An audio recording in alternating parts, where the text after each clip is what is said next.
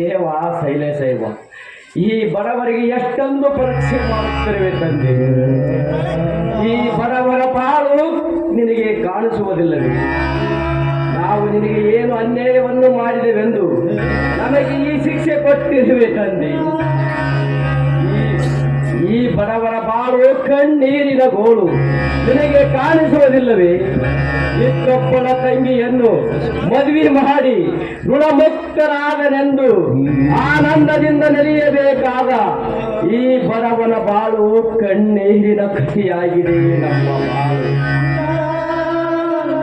ಈಗ ನಾನು ಜೈಲಿನಿಂದ ಬಿಡುಗಡೆಯಾಗಿ ಬಂದೆ.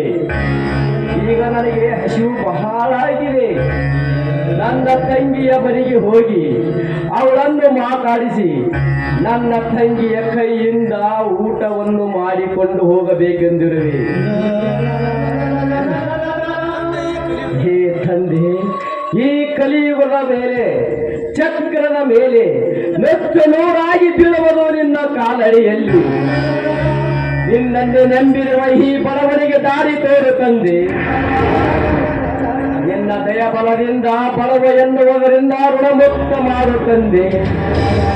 ನಿನಗೆ ಕೈ ಮುಗಿದು ಕೇಳಿಕೊಳ್ಳುತ್ತೇನೆ. ಈಗ ನನ್ನ ತಂಗಿ ಮನೆಗೆ ಹೋಗುತ್ತೇನೆ. ಬರುವೆ ತಂಗಿ, ನೀನಿತ್ತರಿಗೆ ನಾ ಬರುವೆ.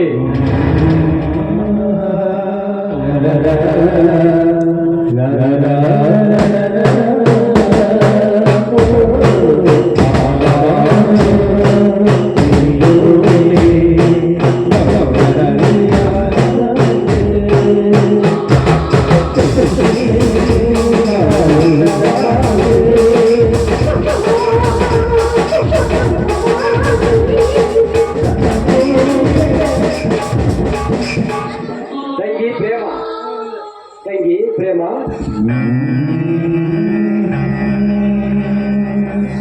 ಅಣ್ಣ, ಜೈಲಿನಿಂದ ಯಾವಾಗ ಬಿಡುಗಡೆಯಾಗಿ ಬಂದೆಣ್ಣ. ಮತ್ತೆ ನಿನ್ನನ್ನು ನೋಡ್ತೀನಿ ಇಲ್ಲ ಅಂತ ನನ್ನ ಮನೆ ತುಂಬ ನೋವಾಗ್ತಾ ಇತ್ತು. ಬಾನ ಕೂತಿಕೋ. ತಂಗಿ, ನನಗೆ ಈಗ ಹಸಿವು ಬಹಳ ಆಗಿದೆ. ಜೈಲಿನಿಂದ ಉಪವಾಸ ಬಂದಿರುವೆ. ಹೊರಗುತ್ತಿದೆಯ ಮಹಾನಂದ ಹೊಟ್ಟಿ.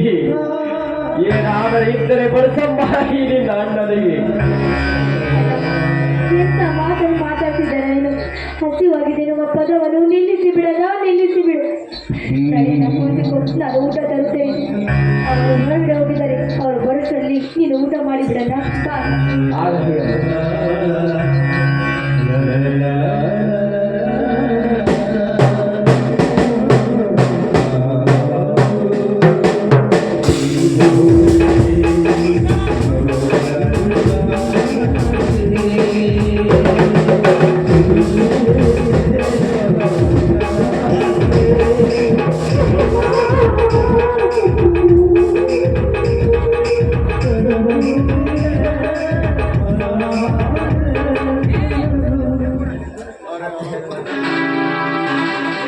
ಒಂದು ತುತ್ತನ್ನು ಬಾಯಿಗೆ ಹಾಕಿದ್ರೆ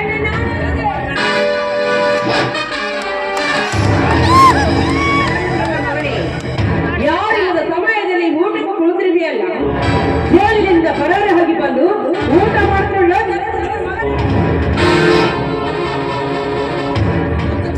ಅಕ್ಕ, ನನ್ನ ಜೈಲಿಗೆ ರಾಜ್ಯವಾಗಿ ಬಂದಿದ್ದಾರೆ. ಇದ್ದಷ್ಟು ಅಣ್ಣನು ತಿಂದಲ್ಲಿ ಬಿಡಕ್ಕ ಬಿಡ ಅಕ್ಕ. ಈಗ ಕೈ ಮುಗಿದು ಬೇಡಿಕೊಂಡಕ್ಕ. ನೋಡು, ಊಟ ಮಾಡಲಿಕ್ಕೆ ಇದೇನು ನಿಮ್ಮಪ್ಪ ಗಳಿಸಿದ ಹಾಸ್ಟೆಲ್ ತಿಳಿದುಕೊಂಡಿರ್ವೀಯ? ಯಾರಿಲ್ಲ ಸಮಯದಲ್ಲಿ ಸಾಯಿಸಿಕೊಂಡು ಇವರು ಊಟ ಮಾಡ್ತಾ ನಿಂತ್ರವನಲ್ಲ.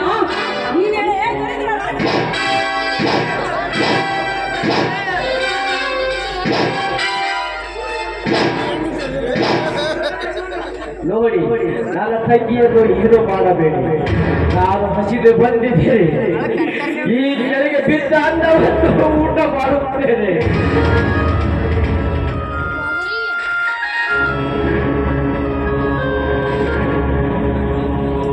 ಕೆಳಗೆ ಬಿದ್ದ ಅನ್ನವನ್ನು ತಿಂದೀಯಾ ಬಡ ಬಿಕಾರಿ? ನನ್ನ ಮಣ್ಣು ತಿನ್ನು ಮಗನೇ, ಮಣ್ಣು ಭಿಕ್ಷೆ ಬೇಡಿ ತಿನ್ನು ಹಾದರಿಗೆ ಹುಟ್ಟಿದ ಸುಳೆ ಮಗನೇ.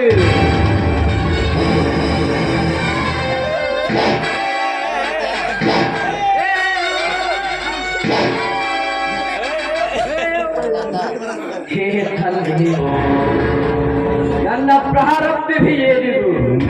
ಶಿಕ್ಷೆ ಒಂದು ಕೊಟ್ಟು ಅನ್ನಕ್ಕೂ ಗತಿ ಇಲ್ಲದಂತೆ ಆಯ್ತು ನನ್ನ ಬಾಳು.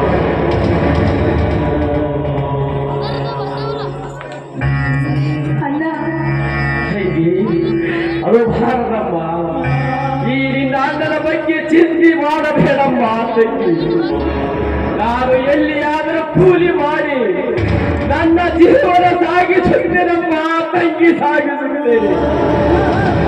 ನೀನು ಸುಖವಾಗಿದ್ದರೆ ಅಷ್ಟೇ ಸಾಕಪ್ಪ ನನಗೆ ತಂಗಿ.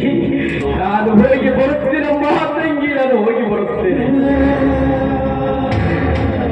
ಅಣ್ಣ ಹೋಗಬೇಡ, ನನ್ನನ್ನು ಬಿಡು. ಹೋಗಿ ಬರುತ್ತೇನಮ್ಮ. ಅಣ್ಣ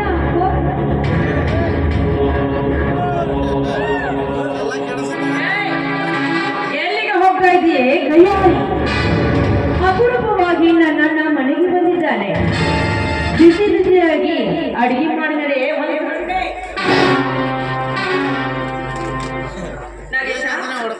ನೋಡ್ತಾ ಇದ್ರೆ? ನಾನು ಅವನು ನೋಡ್ತಾ ಇದ್ದೀನಿ. 10 ಗಂಟೆ